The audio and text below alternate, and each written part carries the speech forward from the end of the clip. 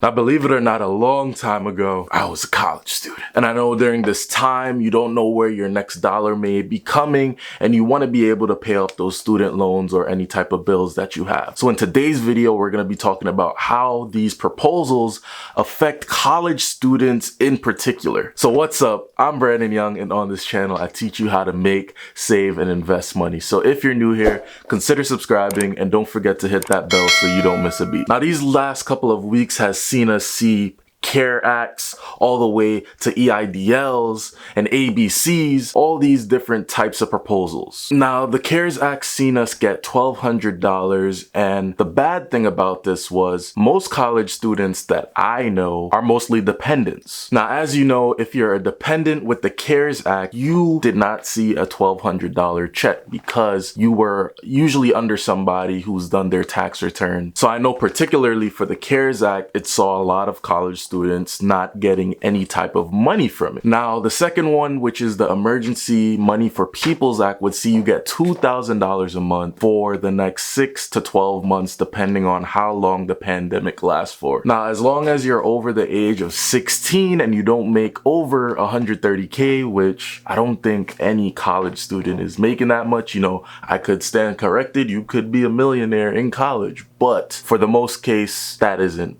what's happening. But for this exact proposal, if you are in that situation and you're a college student, you would see that $2,000 a month, which is a plus. Now, the next one, which is the Rent and Mortgage Cancellation Act, would see full payment forgiveness for your primary residence, full mortgage payment forgiveness for your primary residence, and no accumulation of debt for renters and homeowners. Now, for this one, I don't want to speak for everybody, but most college students either live with parents and they go to school from home, or they live on campus, or there's a small percentage of them that actually rent. Now, if you're one of those small percentages that actually rent, this would potentially be great for you because you would not have to pay any rent through the coronavirus pandemic. Now, depending on your situation, you may be going to college and you may have taken that big dive and you were able to buy a house. Now, during the pandemic, if you're a college student and you have a house, which I say good job, if you were able to do that, you would basically get mortgage forgiveness during this pandemic. So this proposal also would be great for you. Now, for this last proposal, which is the ABC Act, it would see that taxpayers, dependents, non-citizens, individuals who don't have a bank account, social security, and permanent address, as well as people living in unincorporated territories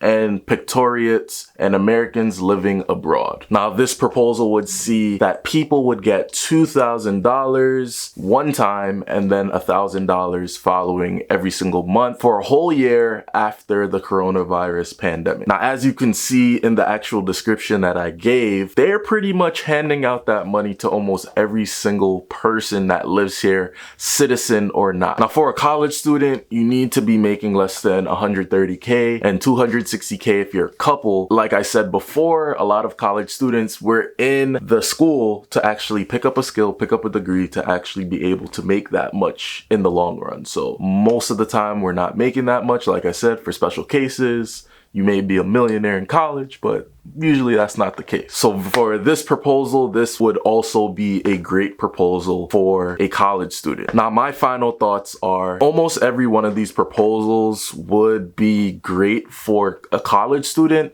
I think the one that mostly doesn't affect college students that much is probably the Rent and Mortgage Act. I feel like majority of people that are in college, I'm not going to speak for everybody, but from what I've seen, most people in college, they are usually highly dependent on their parents until they actually get their degree and they go and fly away and set their selves free. But most of the time, people are heavily dependent on their parents, so they're living at home, so they're not going to really particularly be affected by rent, or they're usually living on campus. And for those small amount of people that are in college and they actually do have a house, kudos to you, because that's a big step. But I just don't see that happening a lot, especially with college students, them taking that dive, especially in college, and buying a house. The ones that I actually see being very positive for a college student would be the Emergency Money for People Act as well as the ABC Act. Both of these would see you get some type of income every single month, so you would be able to use it to pay off those bills or pay off those loans. Even though I think most of the student loans are freezing interest rates and freezing some of the payments at the moment, you know, even though they're freezing it, I would recommend that you still pay that, because with anything, they do give a program for it, but most of the time it's gonna come back and bite you in the ass. But with all these proposals, you can't go wrong. College students, fear not, because these proposals will do you guys some justice, especially with the CARES Act. Oh man.